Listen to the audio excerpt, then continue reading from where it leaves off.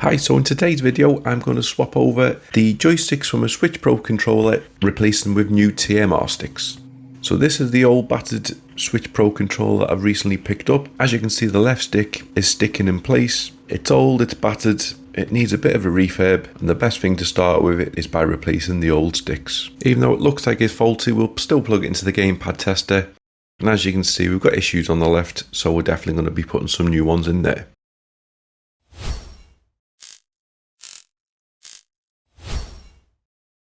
So I picked this up for a bargain price. So with postage it was around about £13, but I bought it as a bundle. So this was the standout thing that I wanted, but also had a couple of docks in there and a couple of other controllers. So potentially could have a few more videos from this one purchase. So first things first, we're going to need to get into it. So we'll get our iFixit kit out. So there's two Phillips head screws on the bottom.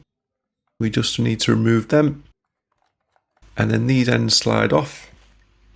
As you can see, there's a lot of grime in there. And then we've got a couple more screws on either side. So two on one side, two on the other. So we just take them out, pop them to the side. Then this back clear cover comes off, which shows the battery. So we'll take the battery out, leave that to one side. And now we've got a couple more screws around the housing that need to be taken out. We've got these two, which unfortunately my screwdriver doesn't reach. So I've got one of these cheap iFixit screwdrivers that I can pop in. And then the back cover moves out. It is attached by a ribbon cable, so just be careful you don't pull it too roughly. Release the latch. So I took the two screws out of the top here, but after taking it apart, I realised that that's not a necessity. Just need to take these other ones out of the motherboard. Remove this plastic cover, which covers the LED lights. And then the motherboard carefully wiggles out.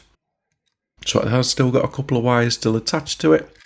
So we just need to desolder the rumble wires off the sides. I always say take a picture to make sure you put them back in the right place. And then there's two wires at the bottom here, which we just need to desolder on the back and then pull away. So this is our board that we're going to be working on. So we'll just remove the old fun caps. And this controller's probably had a bit of use, so they're going to be worn right down. So we'll flip it over, we're going to apply a little bit of flux to the back, and we're going to apply a little bit of fresh solder. So this will help the soldering tool to melt all the solder pads in one go. So we'll do that on both sides, just freshen it all up. It'll make it easier for us in the long run. So these are the sticks that I'm going to use. These are K-Silver TMR sticks. So I'll leave the link in the description. I'm a big fan of K-Silver at the moment. They seem to be doing some really good sticks with different consoles. I've recently done a PlayStation 5 and a PlayStation 4. Now it's time for the Switch. I also picked up these Gully Kit ones, which again, I'm a big fan of these as well. But I'm going to stick with the K-Silver for now. So I've got this PCB holder. So I found the best position really is to put it on lengthways. So you just need to line it up, make sure that you're not pushing it against any caps underneath or any connections. We don't want to be breaking anything. Squeeze it together and then just tighten it. You want to make sure it's nice and tight so there's no movement. And now this is the desoldering tool that we're going to use. So this is an absolute game changer. The way it works is it covers all of the pins at the same time. You leave it on there for a couple of seconds and it takes it off in one go, as you will now see. So I'll plug it into my soldering iron. I tend to vary the temperature between 360 to 380. And then all you need to do is come in and then just hold it into place. Make sure it's lined up the correct orientation, so all the pins are lined up to the connector itself. Hold it on there for a couple of seconds, use a pair of pliers on the back and then remove the old one. Then you simply come with the new one and then push it right back in. The solder stays liquid. Make sure you push it nice and flush, move away. Let it cool down, and then that's done.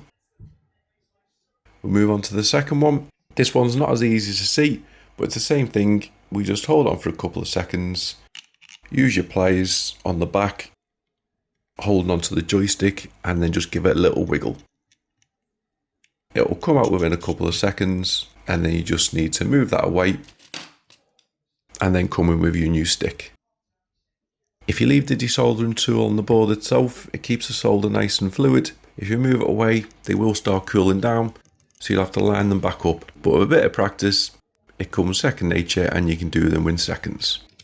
So they seem good. We'll just loosen the PCB holder, we'll flip it over, and then we'll have a little look. Quick first impressions, they seem okay. Give it a quick clean on the back of isopropyl. We will be adding a little bit more solder, so we'll be giving it a little bit more of an in-depth clean in a minute. So we'll take it out. What I'm going to do is I'm going to come with some flux. I'm going to go over all the pads with some fresh solder. So this will make sure that they're all making a perfect contact, that nothing looks loose, and everything's solid as it should be. Do that on both sides.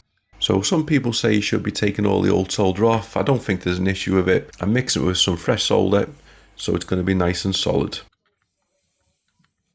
And then once again, come in with a cleaning sponge, some isopropyl, and then give it a really good clean. We want to get rid of all the old sticky flux, but you don't want to put it back in the board like that. And then we'll just use some desoldering wick to wick away the holes at the bottom. This is the wire that we removed before. This will make it much easier for when we reinsert it. Come in with your caps, push them back into place. Just make sure you line them up properly as they are slightly shaped. Line them up nice and square, push them down. Make sure you push them right down, otherwise they won't move properly. And then we'll just get these two wires back into the motherboard. Make sure you pop them in the right way. And then keep hold of them. A little bit of flux comes on. And then come with your soldering iron with some solder on it. And make sure you make good connections on them too. Flip the motherboard back over. You just need to insert it at the top where the USB-C connection comes out. And then it should all lay in flat. Just remove the wires, make sure you don't trap them. We'll solder them back in a minute. Do that on both sides. And then get a pair of tweezers, your soldering iron, and then resolder the wires back into place. Make sure you refer to your photo to make sure you're putting them in the right position. You don't want to be putting them in the wrong way. Then this plastic piece goes back in, which covers the LEDs, and then one screw goes in there.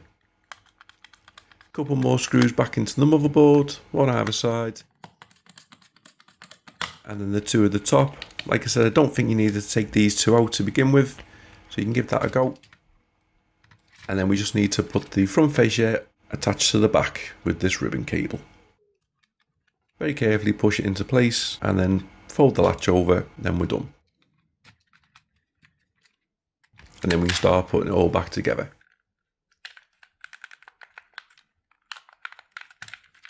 Couple of screws go back in. So my big plan was to do a full refurb and a full refit on this. So I did order a replacement extreme rate shell to completely get rid of the old housing. Unfortunately, it didn't turn up in time for making this video, so I'm going to have to do that in a later video. So I've popped the battery back in, make sure it works as it does. Then we'll put the final back cover piece back on. There's two screws to go on the bottom, two screws on the side. And then we just slide on the cover parts at the bottom where the hand grips are. Make sure you put them on the right side. And then the two more screws that go in either end, and then we'll be finally done.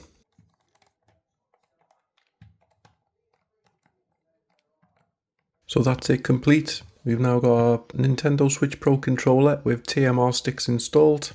It's not in the greatest of condition, we will change it in the future. But we might as well throw it onto the gamepad tester and give it a quick check. So quickly pressing all the buttons, we can see all the buttons are working fine.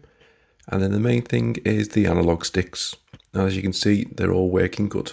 You can go onto the Nintendo Switch itself, and there is a calibration tool on that. So if you wanted to make some adjustments, if they weren't quite right, you can do. But these are good enough for me, and I'm quite happy.